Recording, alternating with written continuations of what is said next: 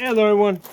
Today, I want to talk to you guys about the placement of your optic on the AR-15. Okay, so how far forward or back or centered do you want it? When I'm going back some, I don't know, 10 to 15 years ago, back then, right, and optics on ARs was relatively new.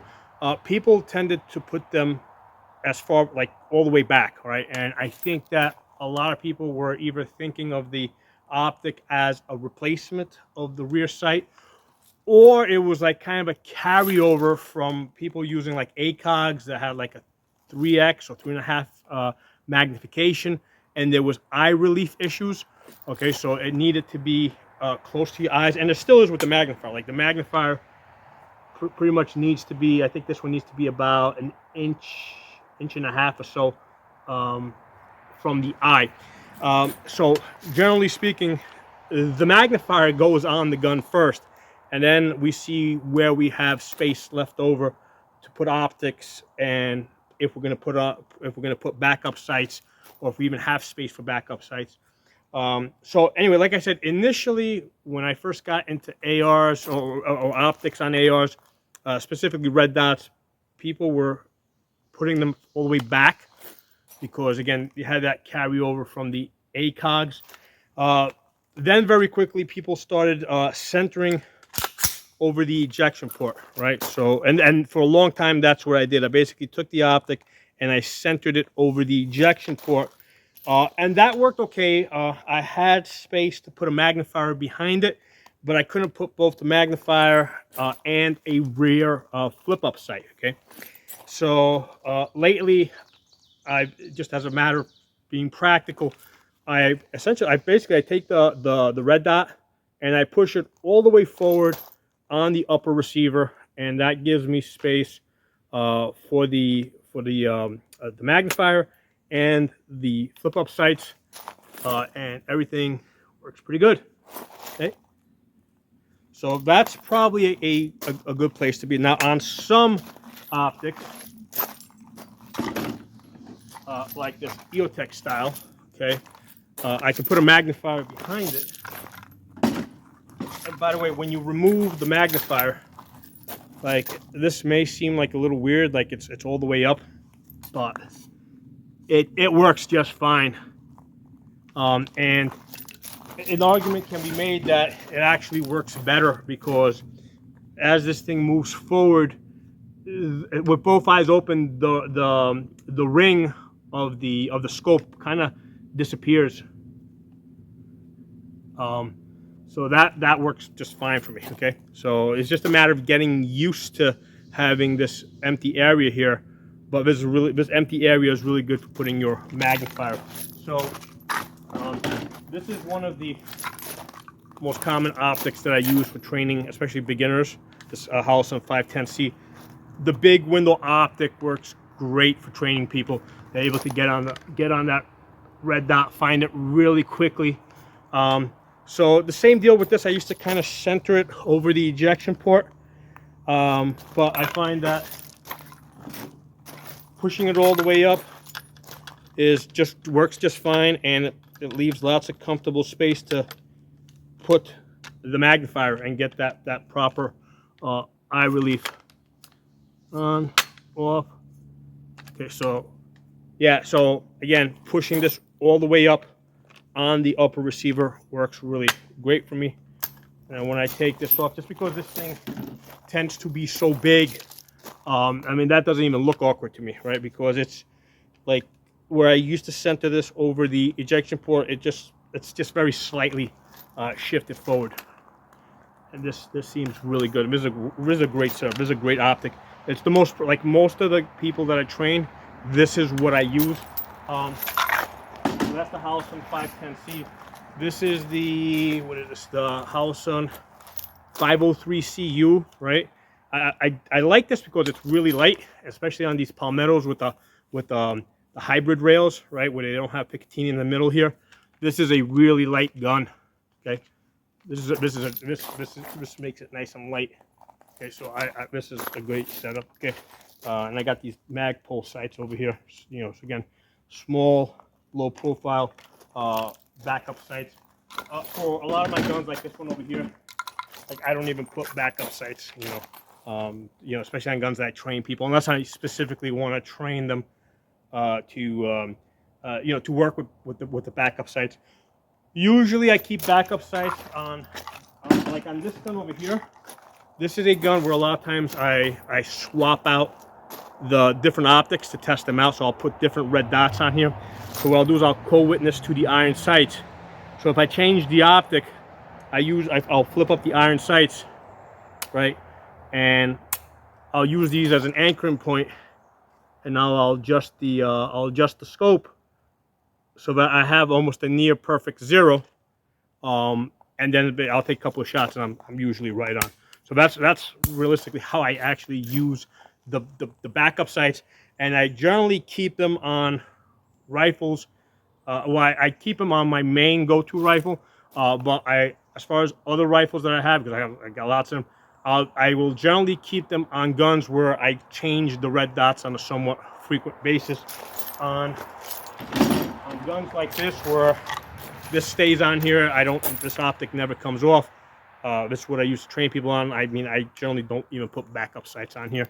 Again, unless I want to, like I'll put them on if I want to train somebody on the backup sights. So I'll just throw them on there, do a quick, like I'll adjust the backup sights to the red dot, and I don't even have to take any shots. I mean, if you're trying to adjust the backup sights to your red dot, I mean, it's just going to be super accurate. They'll be as accurate as you can be with iron sights. If you're going the other way, if you're trying to adjust your red dot to your iron sights, yeah, you actually got to take a few shots to fine tune it, because the red dot generally does allow us to be a little bit more accurate as a matter of practicality. Okay, and I want to show you like this one over here, right? So I've got this weird Romeo that I kind of inherited. I think somebody gave me this one, and it's got like these weird protective lenses here that I almost never use and hardly ever stay up. But the point is that you got these things here, right? That they're supposed to be like see-through. I never use them. They just kind of just hang there.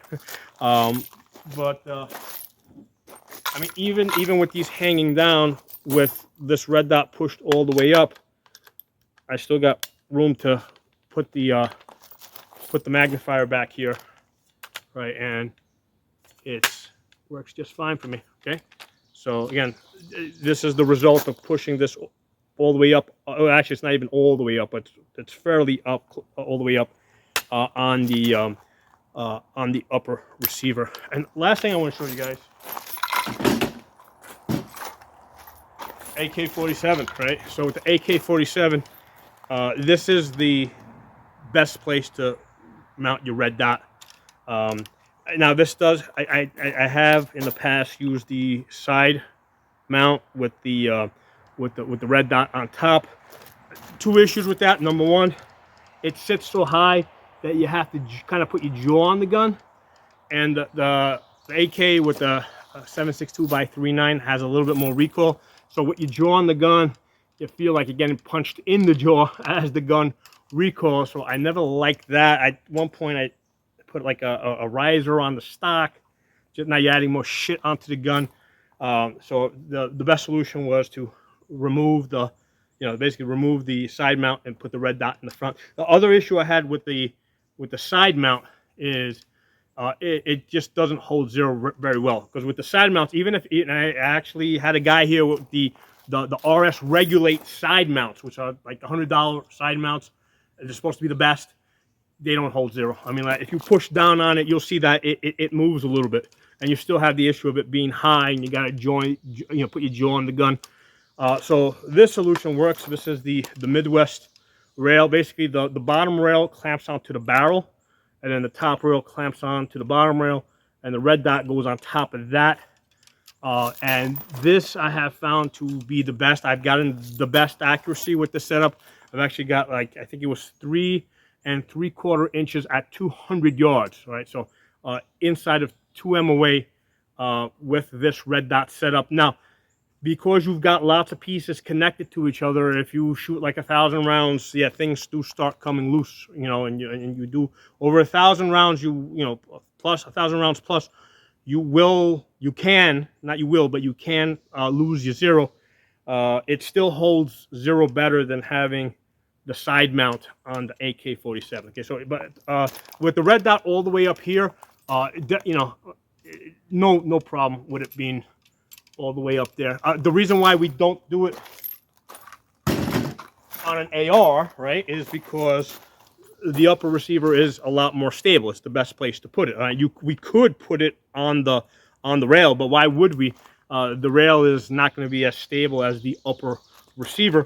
Ideally, on the AK-47, the best place to put the red dot would actually be over the front trunnion. If this was a milled Picatinny rail instead of this rear backup sight, this would be the ideal place to put this red dot, right? So yeah, I mean, this shouldn't be here anymore.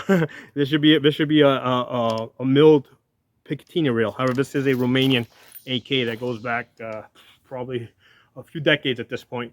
So we're not gonna get that. So this is the best place to put the red dot on your AK-47, and it works pretty good. I mean, especially with the light, you know, these relatively small red dots. There's the Holosun 503CU. I mean, it doesn't add that much weight in the front. Probably more of the weight comes from having the rail. That adds a little bit of weight. But this is a good setup. But anyway, I just wanted to show you guys that as an example. I wanted to show you how I've had this on here for at least, I don't know, 7-8 years at this point, and this works really good. Okay, so there's no issue at all as far as accuracy, training, you know, getting up on target, you know, with having your red dot pushed all the way forward on your upper receiver. Don't go into the rail. Don't go into this section here at all, because that's gonna throw it off. You don't even try to straddle it, because sometimes I have tried straddling it, and it does shift to zero. Like it does shift. Like I tried it even sometimes, because what I try to do on one setup is I experimented with loosening up the screws over here.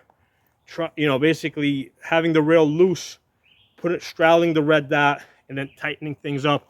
And for some weird reason, it seemed to the zero seems to have shifted. You know, after I tightened the screws up, when I shifted it back completely onto the upper receiver, you know, I mean, yeah, there's always going to be a little bit like a small shift in your zero, but it wasn't big. So anytime you take the red dot off and put it back on, even if you put it on the same spot, it's going to shift a tiny little bit, right? Maybe a half MOA. It's got to shift. But anyway, yeah, that's my suggestion. That's what works for me. Red dot all the way forward on your upper receiver, and this way you leave as much real estate back here to put a magnifier, which is extremely useful, right? Magnifier is extremely practical with your red dot. The rear, the backup sights, I mean, that's something that it's like, if I got space for it, I'll put it on. If I don't have space for it, like this optic, like I'm, you know, I'll take them off, and I really won't lose any sleep over not having backup sights on the gun. I'm like, these Holosuns are just so reliable. You know, they're solar powered. They got a battery backup. They're just so reliable that I've never had a problem with them failing, or usually with the battery going bad. I mean, sometimes I'll see the blinky, right, where it gives me a warning that the battery's going bad.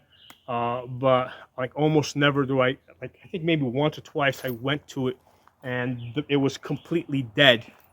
And I think the reason why it was completely dead is because it was in constant motion. Like, let's say if it's like, let's say hidden in my truck or something, and the truck is always moving, right?